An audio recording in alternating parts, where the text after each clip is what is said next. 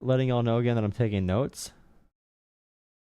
What do you mean taking notes? Are you a what kind of notes are you taking? Fine, I'll call you back, brother. Oh no.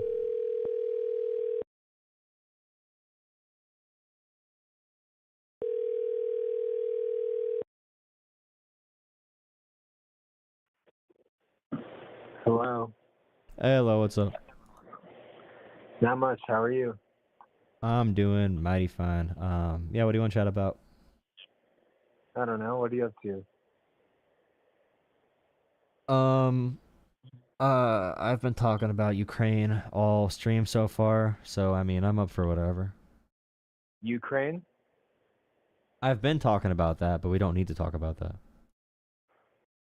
I haven't seen any of your stream. That's a pretty long form topic. What do you think about Ukraine? What's your position?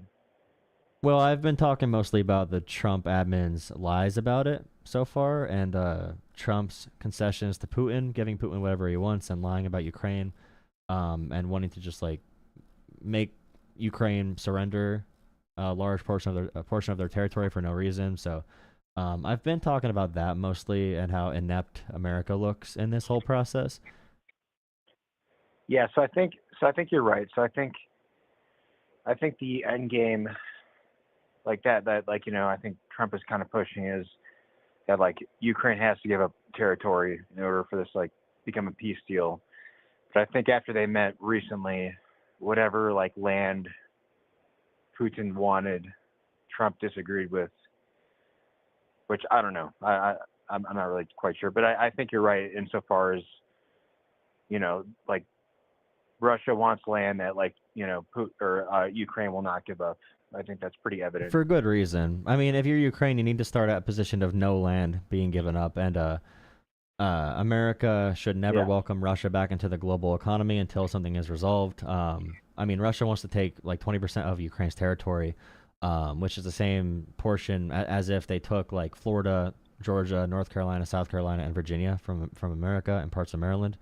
So Ukraine giving all that up would be crazy. So if Ukraine starts at a position of giving nothing up at all, including Crimea, and then Russia starts at a position of wanting everything, if they can come to a solution where Russia's welcome back to the global economy, and maybe at that point with negotiations, Russia gets Crimea, then at that point that could be the compromise. But any deal that allows Russia to reestablish borders where they are now, even expanding them, would put Ukraine in harm's way for another illegal invasion very, very soon. yeah. And Ukraine eventually would be gone. But I don't think Trump is sentient or alive anymore, so he doesn't Well, really know yeah, I that. think you're right, and I think you got the right idea. But I think like the biggest problem is like I think the conflict started like arguably because like Russia made it very clear that if like NATO's borders started becoming closer, and this is like over the past since NATO like kind of evolved and after the fall of the Soviet Union, they said like if the NATO border started infringing on what was like post the Warsaw Pact,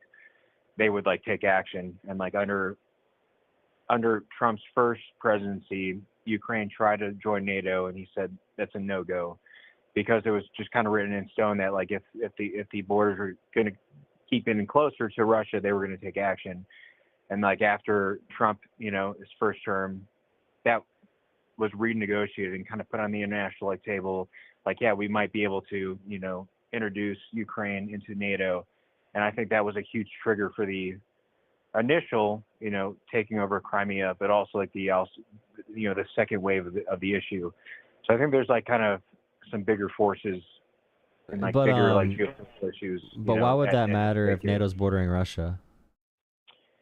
Um, just the same as if like for example, if we're pretty safe where we're at like in the United States, but like imagine if we're living in Poland, for example, and our neighbor is somebody who has nuclear capabilities, an enormous military, and does not necessarily like us. I think that's like a kind of a a securities issue.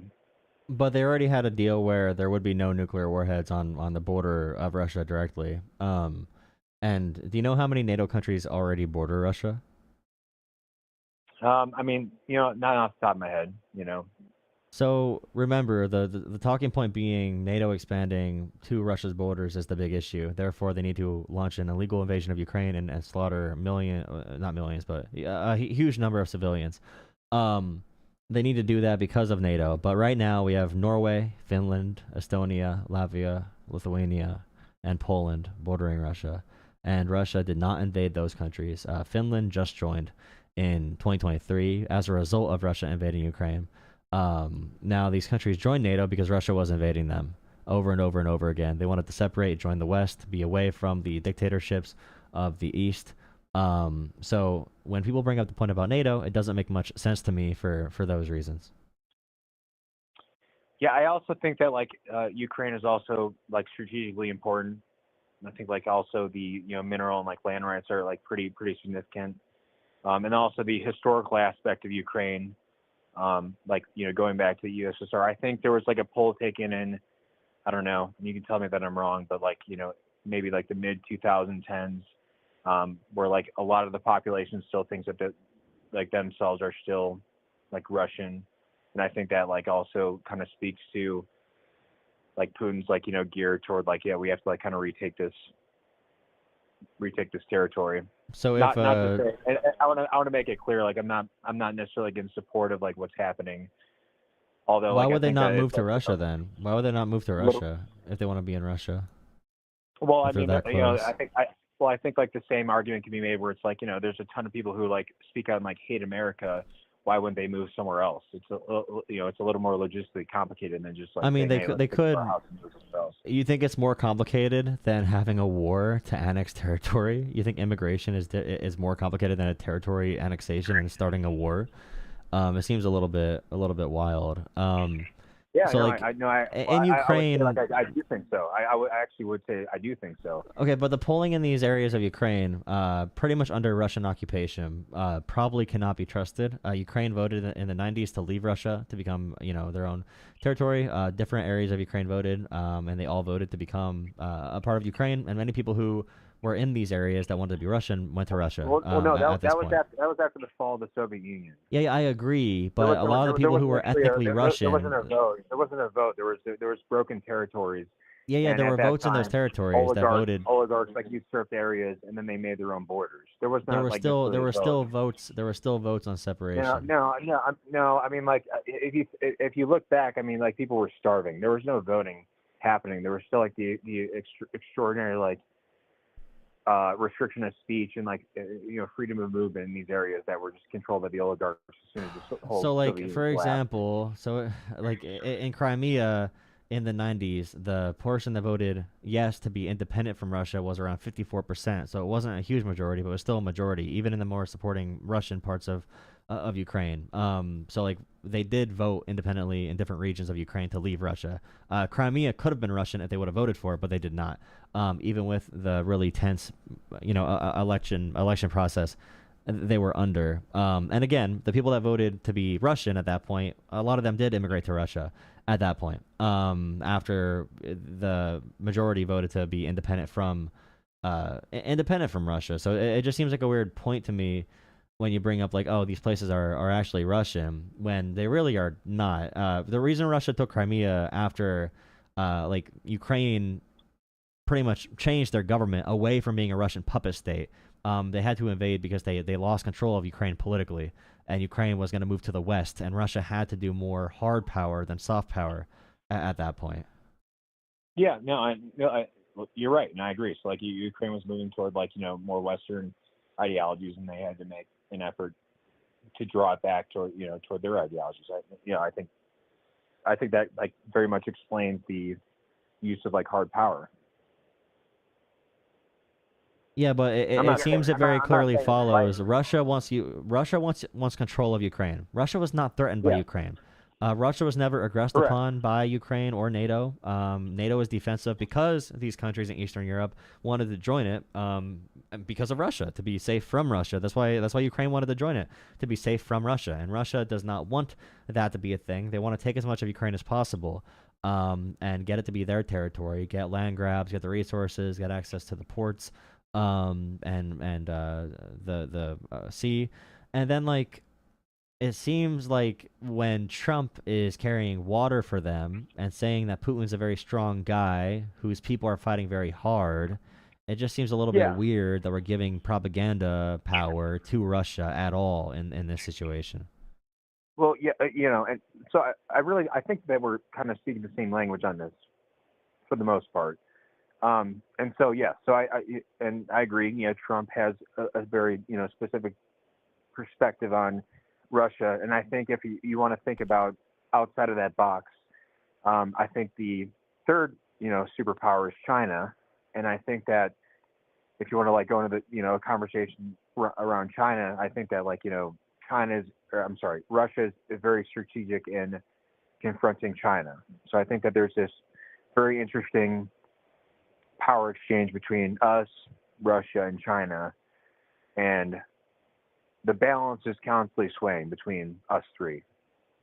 There's like a huge issue with international security that China, is posing, and there's also like obviously Russia is extremely busy, and they've taken like a major economical, military, and just general like hit with how they've dealt with Ukraine.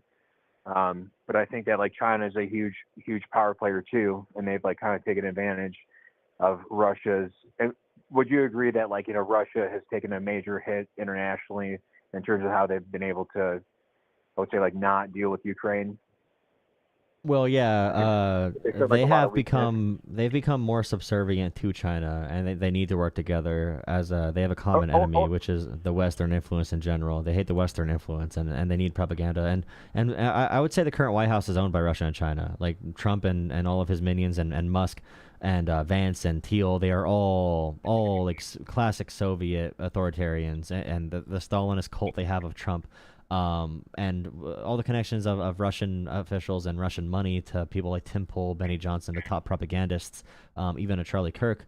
Russia and China probably own our government, which is why we killed USAID, which is a huge benefit to Russia and China and authoritarian countries throughout the world. Although, some bad things did happen from USAID. A lot of good things happened as well. I think that's a bit of a stretch. I mean, like, let's talk about like BRICS, for example. Like, how exactly would you? So BRICS obviously has a huge movement. It's gained also a lot of traction in the last 15 years, but has gained the most traction over Biden's presidency. How exactly would this presidency? How would you explain the now lesser movement that BRICS has had with the second Trump presidency?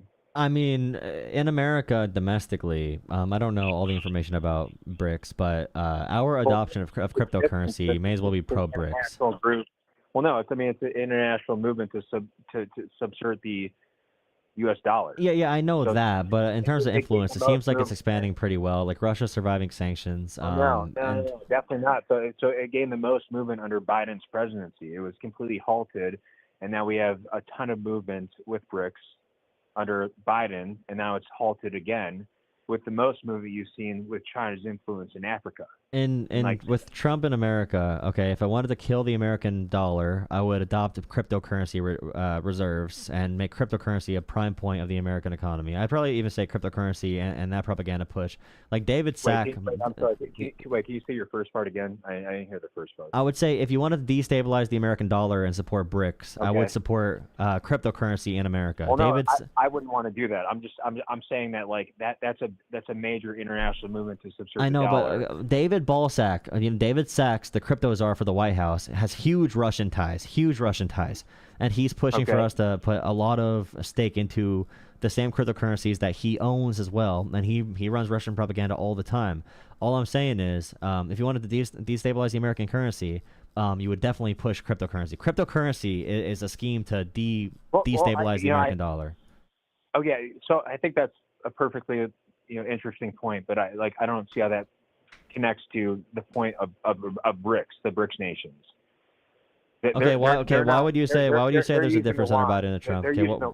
What difference under Biden and Trump was there? They're not using cryptocurrency, and they're trying. I know they're not, but it's weakening Americans' currency. Okay, why would you say what did Trump and Biden do differently with BRICS? So applying pressure mostly militaristically and from a security perspective in Africa. So that Africa is a pivotal nation. Under Trump, we had a lot of much more with our partner nations like France, for example, much more military security purposes in Africa. Once Biden took over, like for Niger, for example, like France was kicked out, who was their main security group. We're almost kicked out, like in terms of our embassy, and then they brought in the Wagner group in Niger, for example.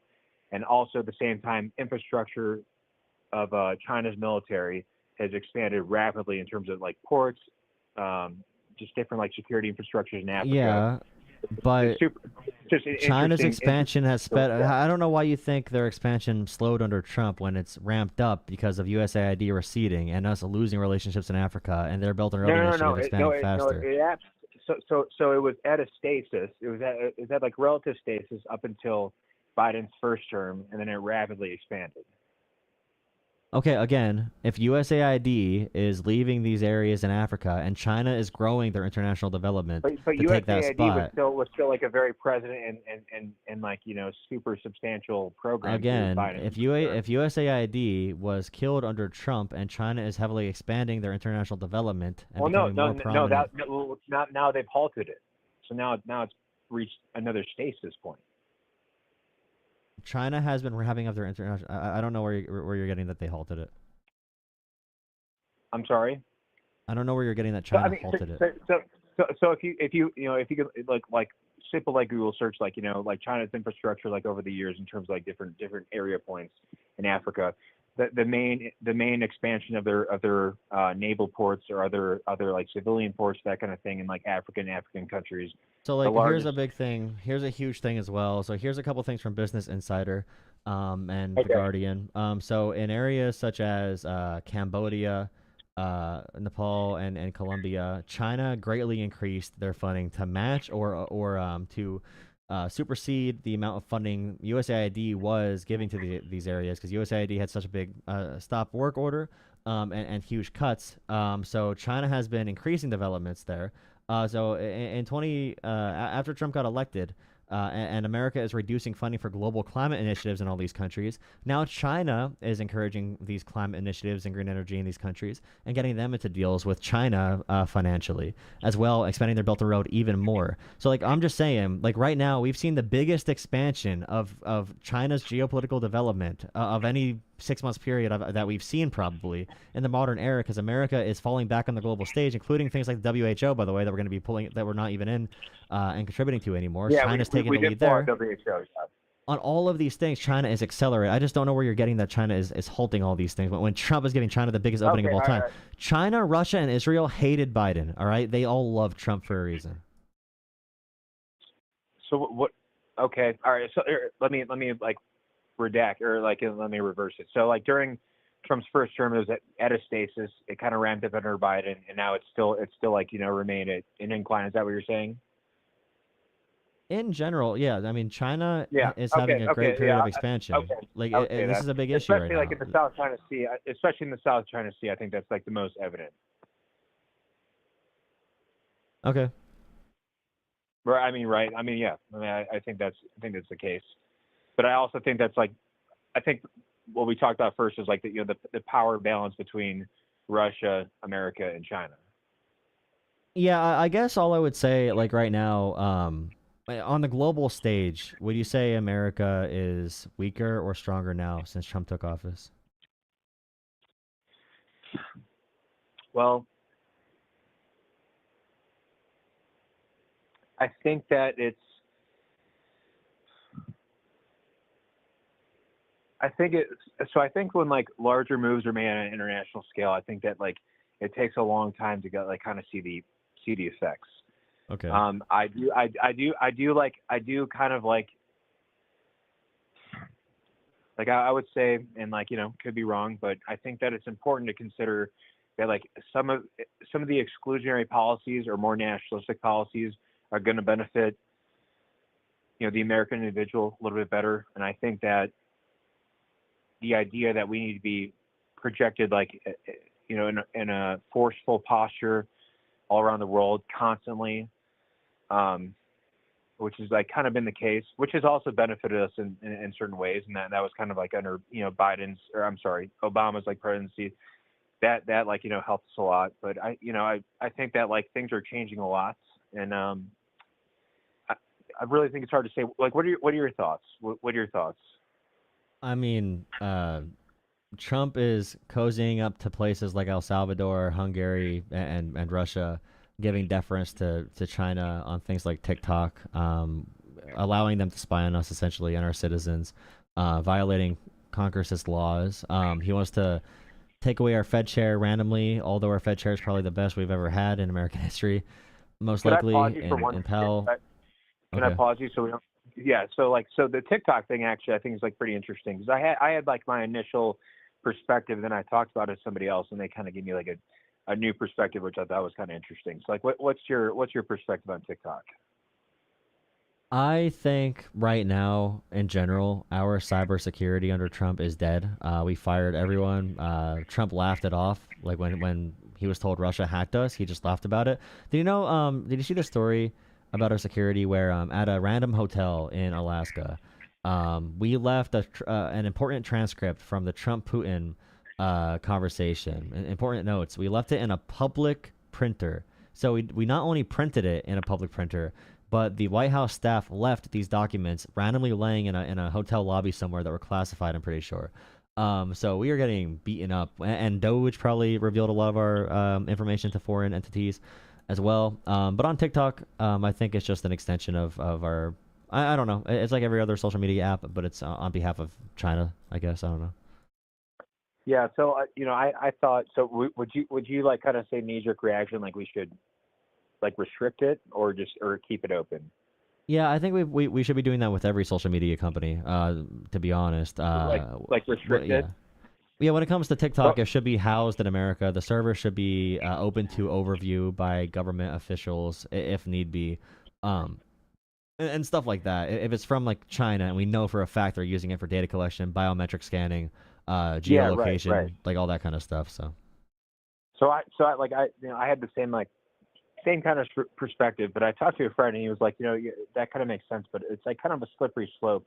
If you want to like enact a law that's like, hey, we can control a specific website, then like that could be a slippery slope into like them or like our government controlling like every website well, it and could like just really be like like a report overstep on their like power. data collection. So, for example, we can know if you use your phone right now in the terms and conditions, it can say that Apple is allowed to scan your face 24/7 to capture your Yeah, right. biometrics and to train their eye tracking technology, which they have already on iPhones, and we just don't have it on yet. They've already talked about this having like looking at your screen and being able to blink or just think about hitting a button or whatever.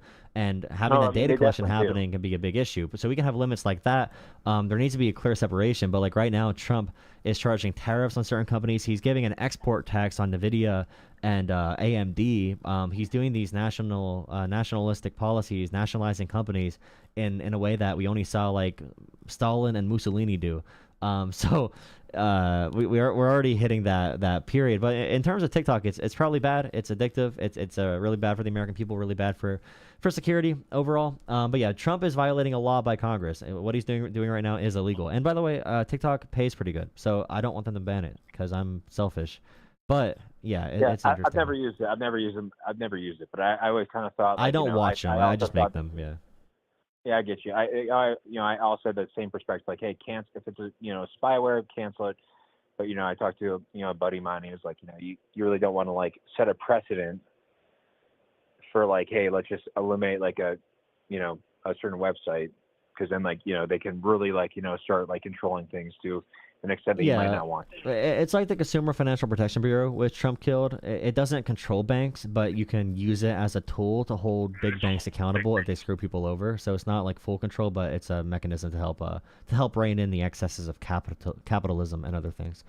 Um, okay, so just really quick, I have a couple Gish Gallop, not really Gish Gallop because I'm telling you, but the overall points I look at. So the strength of the confidence in the American dollar is really down. Trump has threatened trade wars with Canada, Greenland, Mexico, the EU. He called the EU an organization that was made to destroy America or to hurt America. He's giving credence and benefit towards countries like Russia, Hungary, El Salvador. We are doing a lot of illegal activities there.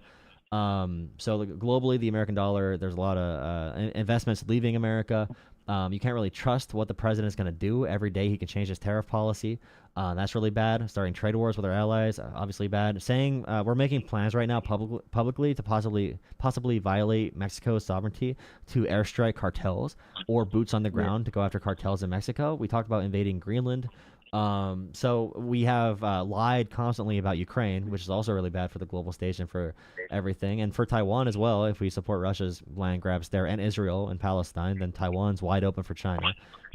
We are super incompetent. And right now with democracies as well, America's favorability right now globally is lower than China's for the first time in I think recorded history, especially definitely modern history with mass polling. So yeah, we're not respected. We're losing manufacturing jobs. We're losing manufacturing investments. We're losing a lot of we're losing pretty much everything on the global stage. And I don't know why you would ever trust America. Honestly, right now, China might be a better investment than America in a lot of regards because you don't know what the president's going to do. There's no economy ever that survived with 20 to 40% tariffs. Like it just doesn't work that way. Luckily, Trump shuts them off every 3 months. Wait, hold on. You said China has a more democratic government than we do? No, probably more stable, probably more trustworthy at this point. So with their dictatorship. So there's you. I think you labeled it was 15 points. Yeah. No, I told you beforehand. I was just gonna list off a bunch of things. Yeah, fire a bunch of stuff. So let's try to hit them pretty quick. So, our economy is better than it's ever been. I mean, you can just look at if you want to take simple reasons, the NASDAQ and the S&P 500, they're higher than they've been in the last 5 years. Do you think that means the economy's good? Yeah, absolutely. I mean, that's the index of the top 500 companies and the top 1,000 companies. So that equates to our markets, our internal markets, and how they're doing. Absolutely. I think at the micro level, there's some issues. I think that's more so a state issue. But I think from a macroeconomics level, yes, our economies are doing better than they. No, just really quick, I would say we definitely have a strong economy as a result of the Biden years and the foundation set by that. And we have a lot of good policies in place, like Chips of Science and Inflation Reduction Act and all these different things. We had hyperinflation under Biden administration. The globe did. The globe did, but we specifically had it. The fundamentals of the economy were really good under Biden. There's some issues with pricing. I don't think Americans care that much, considering right now they're not really complaining about Trump all that much, and prices are going up a lot now too, though. And this is Trump's decision to do tariffs. I would just. I think that so we can also call that a scratch. I think perhaps you're right. I didn't follow the Biden economy as closely. Yeah, you could be right, but I also don't think that we've already kind of seen the results of the tariffs, and they did not cause any issues.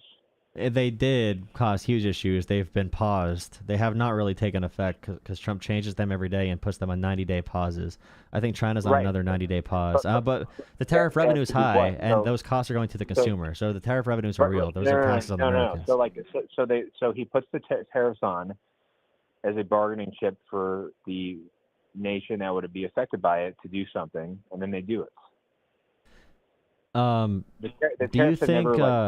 you think America needs to start a trade war and threaten to collapse another country's economy for them to talk to us? No, with our allies, with Canada and Mexico.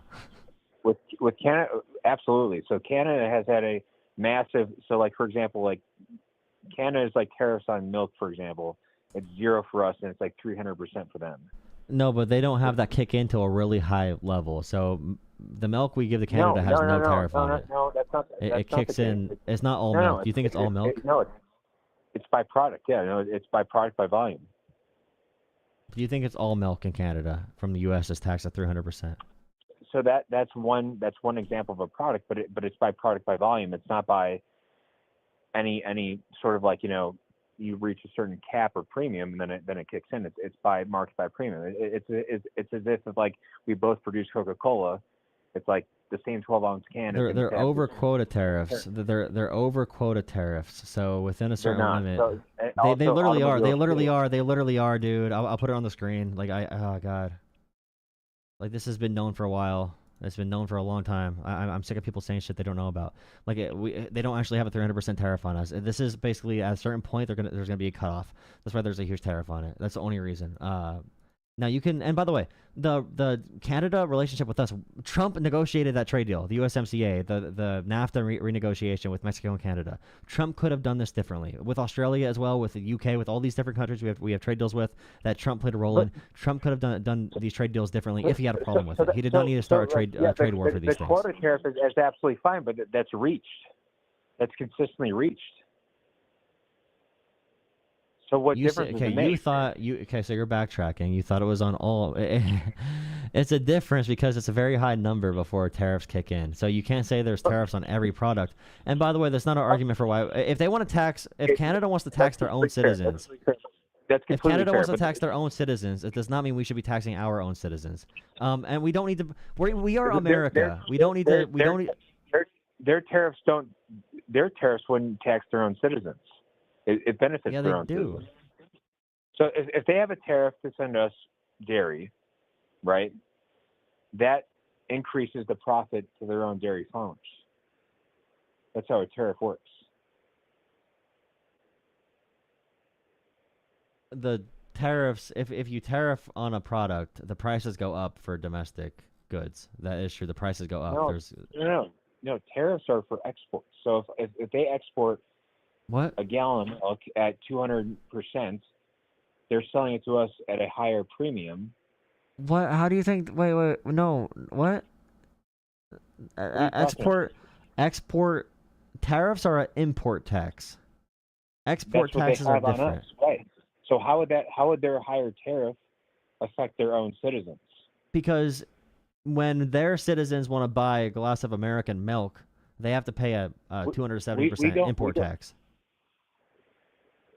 What do you think the disparity is between their export of dairy versus our export of dairy? I don't really care. Okay, my broad point. I don't want to get caught on every single thing. That's important. We don't export dairy to Canada because they have an extreme it wouldn't make sense financially for us to do that. Okay, stop. Okay, we have to get to this point. You said tariffs are used for negotiation. No deals have been made by the nature of tariffs. We are America. We can bring countries. Wait. Just wait 1 second. We are America. We can bring countries. There's no reason we need to tariff. Wait 1 second. Just wait 1 second. There's no reason we need to tariff Vietnam for them to negotiate with us. There's no reason at all we need to tariff Vietnam. Hold on, we're talking about Canada. No, I'm saying in general, all of tariffs. The Trump tariff regime makes no sense. You can't talk about tariffs in general. Like, let's just take it one country at a time. I think that's how about this? Safe. There is no country in the world we needed to start a trade war with tariffs to get them to the table for a trade agreement. There is no country in the world we needed to do that. No, China for sure. China. We negotiate with China already. And if you were just tariffing China, that's different. You'd be embargoing China or isolating them, but we're tariffing everybody. So China, quote, I would say quotation, negotiates with every country, but they still infringe on every country around them. China has killed us in these so-called negotiations. We are just attacking small countries like Vietnam right now and making them build Trump resorts or whatever. Like, again, we're tariffing every country globally. There is no, even China, there's no country globally that you need to do this to bring them to the table. You just said it was negotiations for deals. There's no deals that Trump has made in a whole half a year or whatever, 8 months. I think tariffs are exactly what needs to bring China to the table in terms of long-term negotiations. Yeah. Why not just tariff China then? Why tariff every single country in the globe? I would have to look at each country individually, but I know for a fact that with China, that's been one of the biggest tariffs. But I personally have not looked at every country individually and what products exactly are inclusive into those tariffs. But I paid attention to some of the bigger stakeholders in this. I don't know. It's I'm not saying you're wrong. I'm not saying you're wrong at all. It's just like our manufacturing is going down in America right now because our economy is shrinking. Our input costs for aluminum and copper are extremely high because of Trump's tariffs. We are like all the revenue Trump talks about. Do you have any concern that the person doing the tariff policy, Trump alone, thinks that other countries pay the tariff? And he says, for example, if we need extra money, we'll just go to the tariff shelf. And he really does not know that that's American tax revenue. Can you say it again? You go to the Like, you said Trump, the tariff shelf. the tariff shelf. That's just I, tax revenue. No, but like, okay, so Trump thinks the tariff revenue in America is not from American taxpayer dollars. He thinks that's other countries giving us money, but he talks about like he genuinely does not know that they are import taxes paid for by Americans. He's acting like it's free money. Is it of any concern that the president doing this is the tax system in America is entirely corrupt and convoluted. No, it's about tariffs though. Tariffs are pretty straightforward with the revenues from tariffs. It's Well, just like well, if it's going into the tax pot, you just said like it's paid for by taxes. I would say like the tax structure and like how taxes work in America are completely convoluted and need like extreme reform. No, okay, so for what I'm saying is there's money we got from tariffs and Trump thinks we got that money from other countries, right? And we got that money from Americans paying import taxes, but he thinks other countries pay taxes to the American government. Or do you think that tariffs are paid for by the other countries? Yes, other countries have to pay to import goods to America. Oh, no, it's the person who receives the good. No, dude, that's not the case at all. Do you think the American government can Okay, tax so foreign government? let's take an example, right? Let's okay, so I understand what you're saying. I understand what you're saying, right? I understand what you're saying, but it also acts like double-handedly as an incentive to look inward, right? So for example, right, like if Chinese steel costs like X amount of dollars to import, we put a tariff on for 30%. It then makes it cheaper to just produce or source steel from an internal American company. Wait, did you say cheaper? So correct. So like if it becomes cheaper after No, the it becomes tariff, more expensive. manufacture. The American steel becomes more expensive too, along with the Chinese steel. Like both, it becomes more expensive because you're limiting the supply of Chinese steel in America. So the overall supply of steel is lower, which is why. There's no Chinese steel in America if you're buying American steel. No, but like there's only a finite amount of steel, okay, in America. So if we decrease the total steel supply in America, there's more than enough steel. There's more than enough. There's not enough steel. That's one reason. There's one reason why we import steel and why our economy's manufacturing jobs. So Chinese steel, you can do any study is far worse than. I'm not saying it's. I'm not saying that. No, but it's still steel that can be used for some jobs. So I get what you're saying, but like we're talking about a very like massive, far overhead-reaching rebalance of American I'm sorry, jobs. but the tariffs on Chinese steel increase prices for American steel. It makes it more expensive. You can say that's a good thing because people will buy American, but it makes them more expensive. It makes American steel more expensive because there's less of a product in the market. Okay, so what happens when we buy American steel? What happens next when it's more expensive? Then people start doing like our manufacturing jobs for like one example is our manufacturing jobs collapse because new factories, new products can't be built. They cost more to build, so less businesses will use these. That's not the case. That's not. So you're saying if we have to buy American steel, manufacturing jobs in the United States will collapse? Yeah, they're going down right now because the input. That's not the case, man. Like so like the same arguments made for like, hey, if we like get rid of illegal immigrants who are working farm jobs, then like everything's gonna be more expensive. It's like that's just not the case. That's true too. That's also true. This is basic economics. Yeah, that's true too. It's less No, supply. It's less rebalance occurs. It's less supply of labor, less supply of product, less supply of goods in the market. Less supply means more price, higher cost. That is a extremely like poor argument to continue It's just how the buying and market works. supplying. It's econ No, 101. no, stop. No, stop. That is a short and narrow term solution to a bigger, broader international problem. No, but you aren't talking. You don't understand the micro problem. So, like, okay, just answer this one part, okay? So, if there's a bunch of corporations wanting to build factories and warehouses, and they need steel beams to do it, and they need steel, and now you tariff Chinese steel, so Chinese steel is more expensive, and there's less overall steel in America. Less overall steel in America, or more expensive Chinese steel, means that American producers can now up the prices of their steel and still be competitive. So therefore, all these companies who have less of a supply of steel are going to have higher input costs. I already found the flaw in your arguments.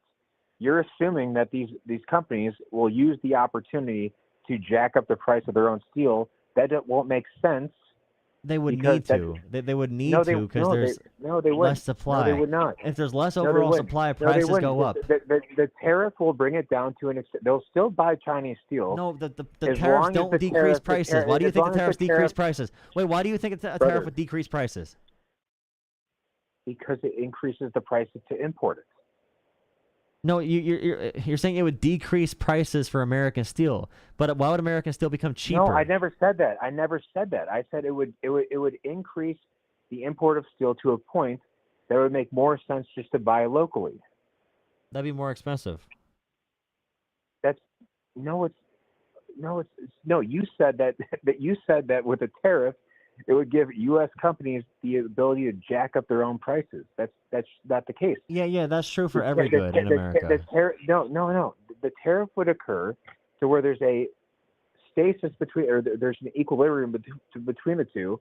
It's not like Chinese can drop it any lower. America would just be the same price as it would to import it. So then it would use local steel.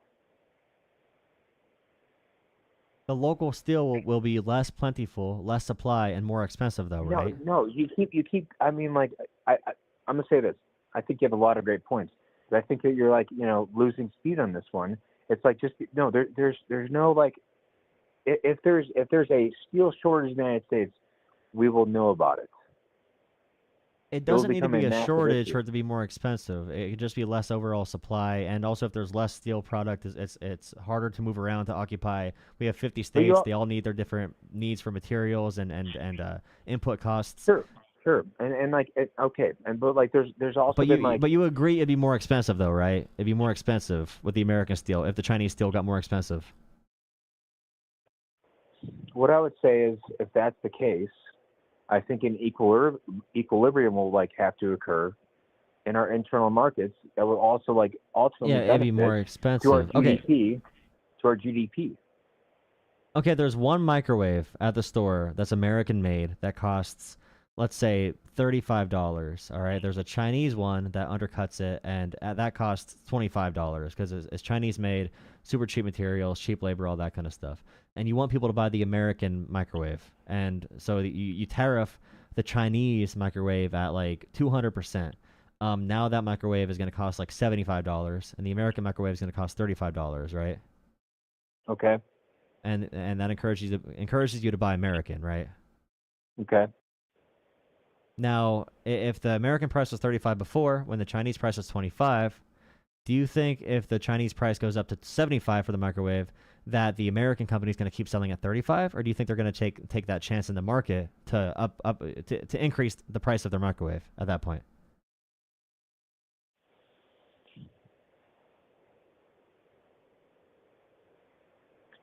I think that your question, which was led to have a simple answer, has more complicated mechanics behind it. No. Okay, I'm at a very reductive. I'm at the base level of Econ 101. I think that you have a very reductionist approach to this broad issue. No, I'm purposely asking you a basic question. No, we're not talking about you start at the basic level of supply chains. So do you agree or disagree with that, or what do you think happens though? No, listen, brother. Listen. Can you not answer one question? No. Listen. Just give me. I think I've given you a lot of opportunity to talk. Just give me. You won't answer my question. Right? I'm not going. You got to answer my question. I'm not going on. You have to answer my question about that. Oh, well then we can't go on, man. That's too bad. If you can't answer a basic question, give me 15 seconds, and I'll answer your question. You're comparing that example to massive steel purchases at a massive level where there's experts in the field that's like, hey, this is what this is worth. I'm going to buy this steel at this price, negotiate at this price. The consumer level, when we walk into Walmart, is not going to we can't negotiate a price for a microwave. We're talking about steel prices at this macro level where there's experts and there's massive developers using this steel for massive projects. How can we compare those two things? I think it's apples to oranges. Because it's still, whether it's businesses competing for large supplies or people competing at the grocery store, there's still going to be a demand chasing a supply. Now, please answer my question about the microwave. No, I don't think it's a fair question, but I will say this. You said you were going to answer the question. I think you're very fair, and I think you have a lot of good ideas. No, dude. Don't be pathetic. This is bullshit. Like, just answer the question. Oh, Even if you think it's a basic point, even if you think it's a dumb point, like the American company would up their prices for the microwave, right? Because you know what? Do you know this actually happened? You know this happened in under Trump's first administration. There was a tariff that tariffed washing. Wait for 1 second. Wait for 1 second. You're a dick. Okay. Please.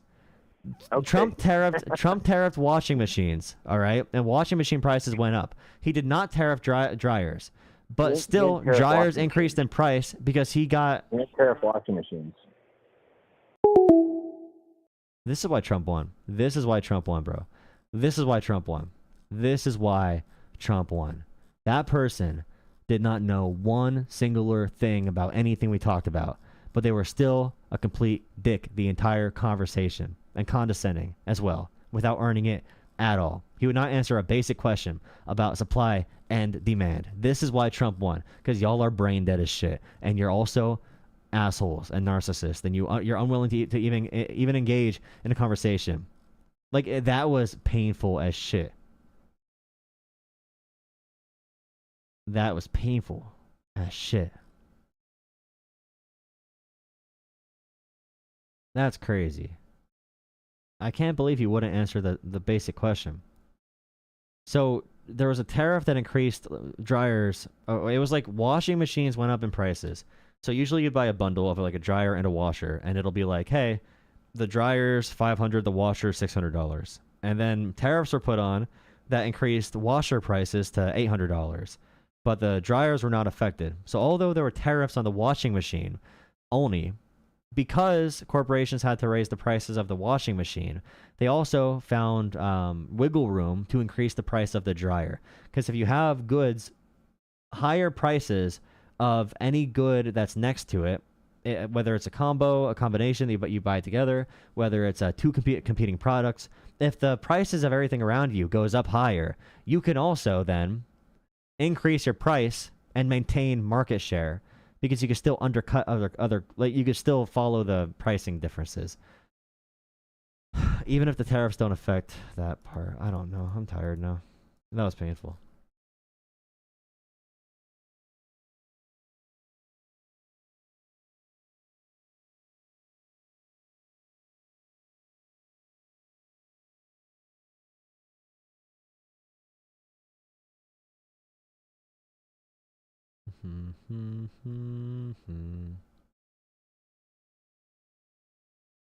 I'm just like, well, he also walked back a bunch of statements too on everything. But people like that are dangerous because he talked like he's confident.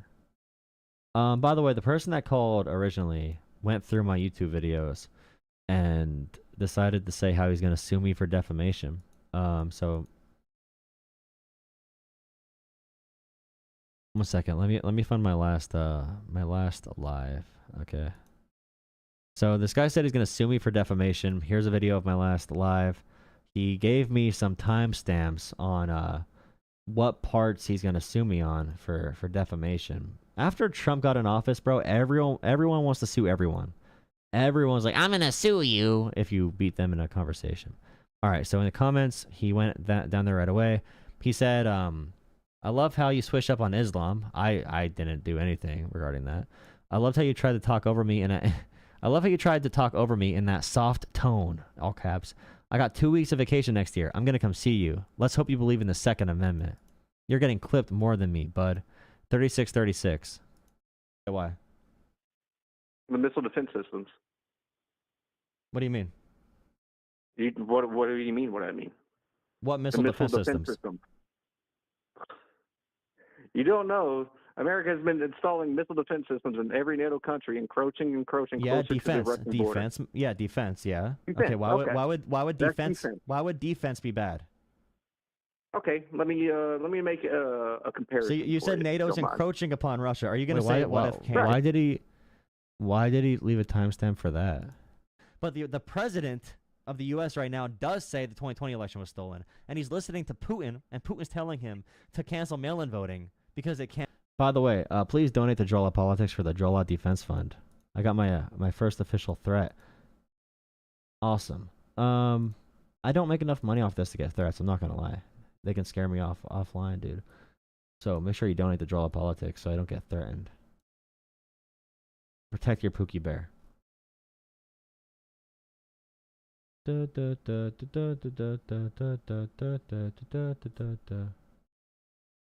Putin used mail-in voting.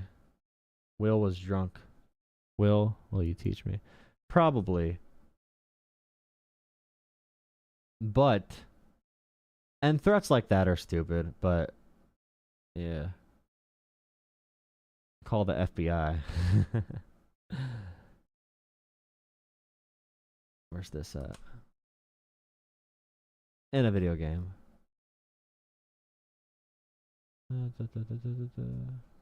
No one wants US junk ass motorcycles? Probably not. That's crazy. Yeah, please drop a like, comment, subscribe. Thank you for watching. Really appreciate it.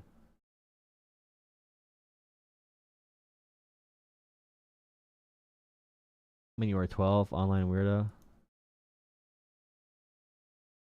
I got clipped.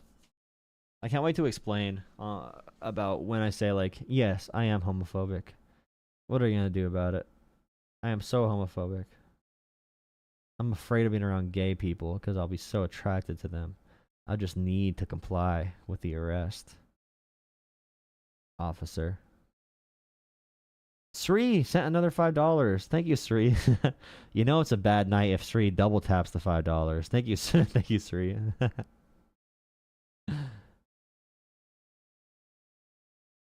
Oh, okay. Let's see.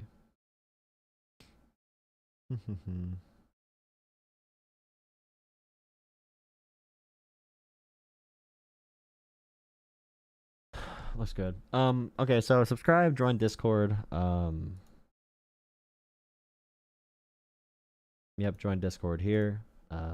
Become a channel member. Paul. Good thing I never called someone. Oh wait, that's a different chat. Never mind. They keep saying I called the guy a pedophile, and I did not say that at all. I just mentioned. I just said the word 14-year-old, and he. Yeah. Daddy, daddy, daddy, daddy, daddy. Yo, Gavin Newsom's press office is going crazy, bro. It's great academic institutions. Of course, it's got Hollywood, it's got Silicon Valley, it's got farming, agriculture. It's a great, wonderful state. It is the fourth largest economy in the world. California and all of its resources. It's great. So this woke SJW, Tommy Lauren, went on Fox News, and the gruesome Newsom. The Newsom press off. Wait. The Governor Newsom press office going crazy. California and all of its resources. It's great academic institutions. Of course, it's got Hollywood, it's got Silicon Valley, it's got farming, agriculture. It's a great, wonderful state. It is the fourth largest economy in the world. California and all of its. Awesome, dude. Good compliment. Thank goodness we had amazing compliments happening. I have a question. Daddy, daddy, daddy. Daddy. Daddy, daddy, daddy, daddy, daddy. Daddy. Daddy, daddy, daddy, daddy, daddy. Calling Gavin Newsom daddy. Why do they call everyone daddy? They call Trump daddy. They call their friends daddy. They want to be called daddy. They get these Botox faces, the Mar-a-Lago face, in preparation for their daddy. The beautiful makeup they have on, very masculine, by the way, from the guy who says you can't drink out of a straw. Jesse Waters. Daddy, daddy, daddy, daddy, daddy, daddy. Democrats need a daddy. Republicans call into my show a lot, and they say often that Democrats need a leader like Trump and the Republicans. And who's your leader? They'll ask me. Who's your leader? And I usually say, like, there should not be a cult around somebody. There should not be a cult. It should be a party of well-organized, well-trained individuals who have their own, like, skill sets and everything. But they say, nuh-uh, you need a daddy. We have a daddy, you need a daddy. And now Gavin Newsom's doing this whole thing on Twitter and everything. And they're calling him the Democrat daddy. We don't need a daddy. But Newsom being a daddy for Democrats and being a really rambunctious dictator wannabe clown on Twitter has Republicans freaking out, crying like little SJW babies 24/7. It's actually crazy how much I see them crying on Twitter and crying on Fox News and crying from the White House about Gavin Newsom copying Trump. They call it immature. They call it immature about how they talk on Twitter and the stuff they're saying and the goofs and jokes they keep on making.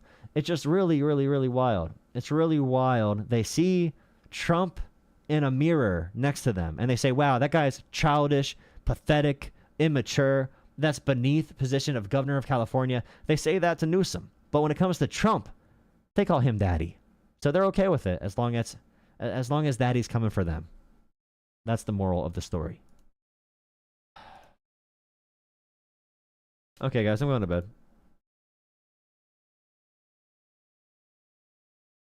Appreciate you watching. Oh, $2. How do you feel about Vosh? I have not watched Vosh in 4 years. Thank you, Corey, though. Thank you, Corey. Yeah, I've not watched Vosh in 4 years. I don't know if Corey's still here. They're all weird. I mean, he wasn't bad at that time, but...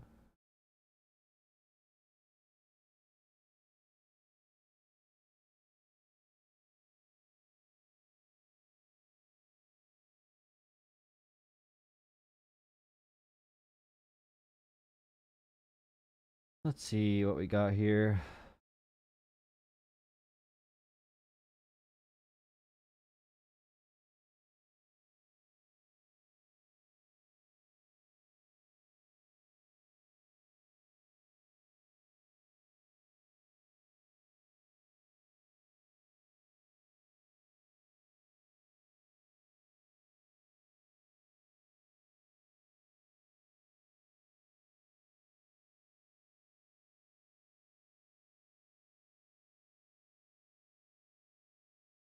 It's really not good. It's really not good in this country. We're gonna...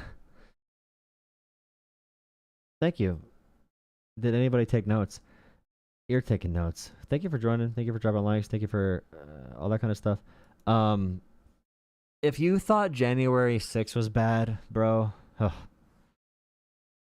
we're about to have January 6th on steroids times 50, bro.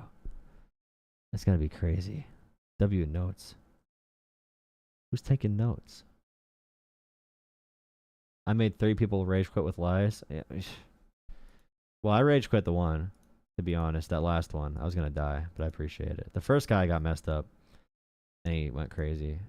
I forget who else. Okay, I'm tired. Join Discord, guys. Join Discord. Join Discord. Join Discord. That's where all the friends hang out. We hit 29,000 also. 29,000 subscribers tonight. Leave this country if you think things are so bad. No, I love America. Yeah, we are effed. It's okay, though. Yeah, January 6th on Pelosi's shoulders. I agree. It's also scary that these are mentally deranged people who are also, possibly violent in a lot of circumstances. So, it's not fun dealing with them. But, it's okay. All right, have a good night. Appreciate it. You're the one who brought up raping a 14-year-old. No, because I was talking about the real cases that happen to girls where in a red state they get raped by their own family member. In a red state they get raped by their own family member and are forced to carry the child. Okay, you cannot get an abortion there because women and girls don't have rights in those states. Now, I know you are against women's rights and you're virtue signaling, but... All right, have a good night. Thank you. You brought it up out of context? No, he was talking about women's rights. He was saying women should not be able to vote. So I was bringing up another women's rights issue. Are you too stupid to connect that? Are you too dumb? All right, have a good night, guys.